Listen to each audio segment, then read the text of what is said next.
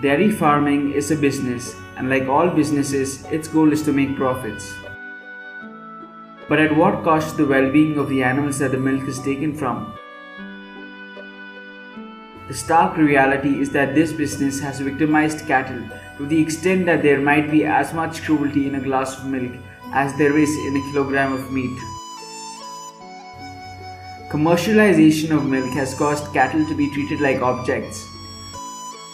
Cattle are treated like milk-producing machines and not as living beings who, just like humans, desire to live a life free from oppression and exploitation. Dairy cattle are tormented and subjected to physical and emotional torture at every stage of their life. All the information shared in this video are standard practices in the Indian dairy industry.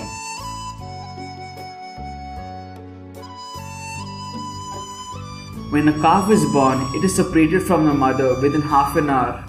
This separation causes extreme emotional distress for both the calf and the cow, which for many days can be heard bellowing loudly in despair, longing for her baby. They are separated so that the milk produced by the mother can be entirely sold for human consumption. An alternate practice on dairy farms is allowing the calf to suckle her mother briefly twice a day for a few moments. This helps to coax the mother to start releasing her milk, after which the calf is pulled aside and her milk is collected for human consumption. For the rest of the time, the calf is kept separate from the mother so as to prevent them from drinking the milk which is rightfully theirs. The baby is fed with milk powder or milk in a bucket separately only for a couple of months in decreasing amounts. It is prematurely made to practice eating solid food as young as 10 days of age. In her natural state, it will drink the milk of the mother for 9 to 12 months before it is weaned.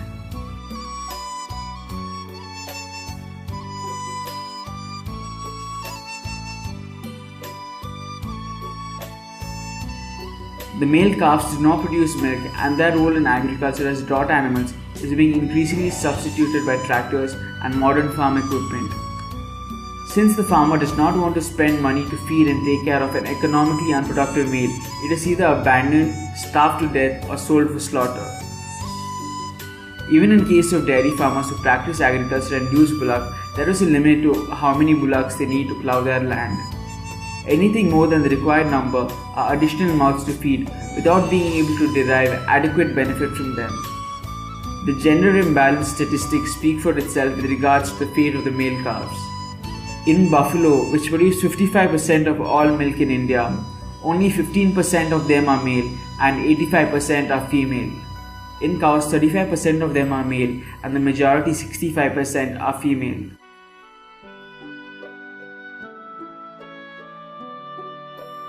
When a cow or female buffalo comes of age, it is made pregnant so that it can subsequently produce milk after its calf is born.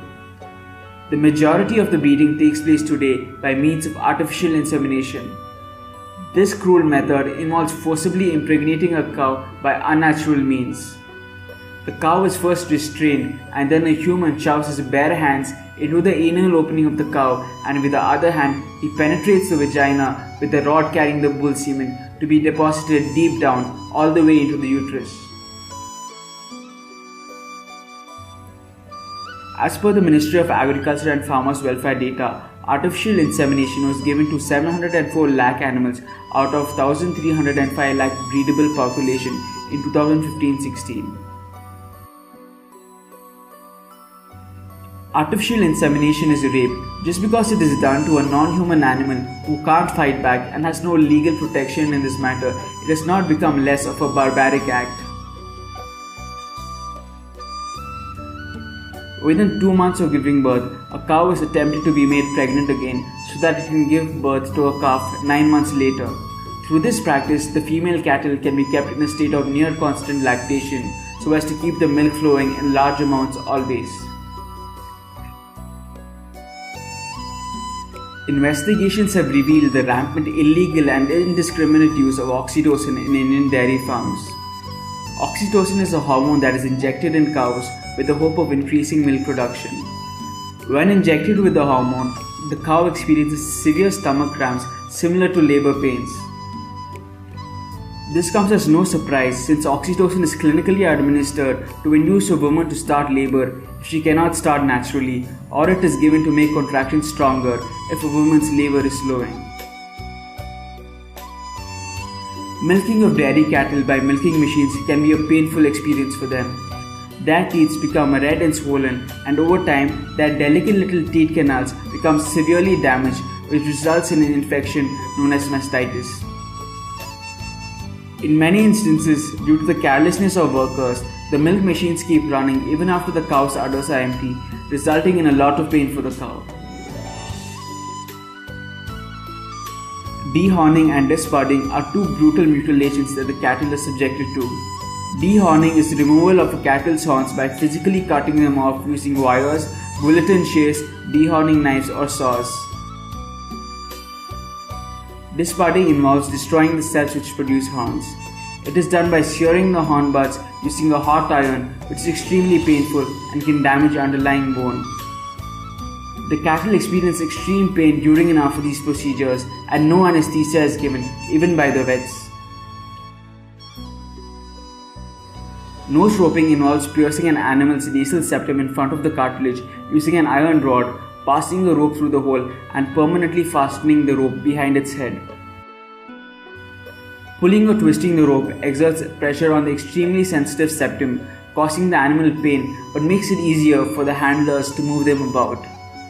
In addition to the initial pain of piercing, nose ropes can cause cattle chronic pain and injuries.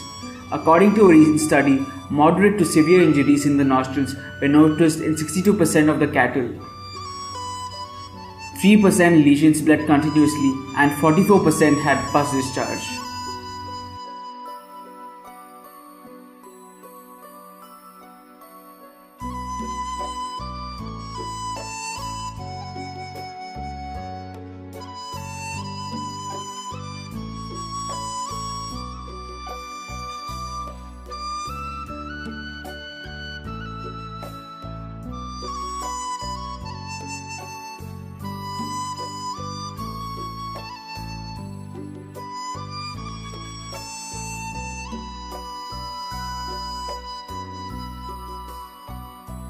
The natural lifespan of cattle is around 20 to 25 years, but due to their inhumane treatment in the dairy industry, this is cut short to 4 to 7 years. The cows stop producing sufficient milk and become unhealthy or suffer severe injuries by the time they attain 4 to 7 years of age. Since the farmer does not want to feed or provide veterinary treatment to an unproductive animal, it is left to die, abandoned, or sold for slaughter. When sold for slaughter, cattle are jammed into overcrowded trucks and transported under inhumane conditions without even being given food or water in a journey that can last many days to states where they can legally be killed. The dairy industry is the beef industry. All cows and female buffaloes that end up getting slaughtered were once dairy animals who were ill-treated their whole life, after which they are sold to be mercilessly killed at the hands of a butcher.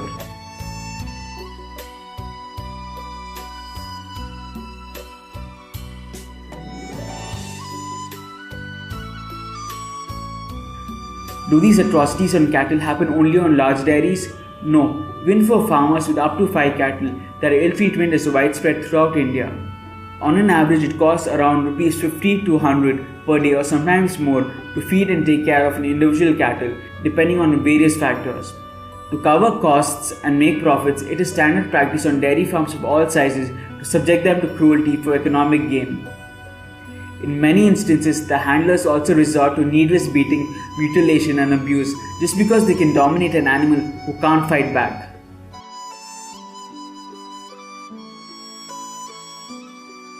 According to a nationwide survey conducted by India's food regulator FSSAI, 2 out of 3 Indians drink milk laced with detergent, caustic soda, urea and paint, among other adulterants. Over 68% of the milk sold did not conform to standards laid down by the FSSAI. The study had analyzed 1,791 samples of milk randomly collected from 33 states and union territories to identify adulterants in milk, both loose and packaged. Apart from adulterants, milk has been found to contain pesticide residues, artificial growth hormones, antibiotics, heavy metals like cadmium, etc., as all the toxic substances that enters the cow's body as either food or medicine makes its way into the milk and are consumed by unsuspecting humans with the false notion that the milk they are drinking is supposed to be healthy. Studies have linked the consumption of milk and milk products to numerous diseases. Among them are higher chances of getting heart disease and diabetes due to the presence of cholesterol and unhealthy fats. Also, a higher likelihood of osteoporosis from the calcium leaching effect from the body milk has due to excessive protein. The two main concerns people have in giving up milk is protein and calcium. The maximum protein required to be healthy, according to the World Health Organization, is only around 8% of our calories from protein. Even this includes a large safety margin. As long as we eat 2 or more meals a day, it is impossible to not get enough protein, as all fruits, vegetables and grains have protein in them. Calcium is found abundantly in a variety of plant foods. Just as with protein, as long as you eat a balanced diet, you will meet the required daily calcium intake.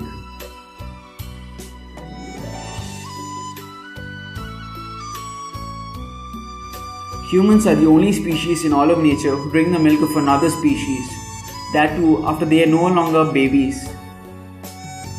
Just as with meat, when you buy the flesh of the animals, you are a party to killing of that animal. Similarly, if you consume milk and milk products, you too are responsible for the inhumane treatment they are subjected to, irrespective of whether you approve of such cruelty or not.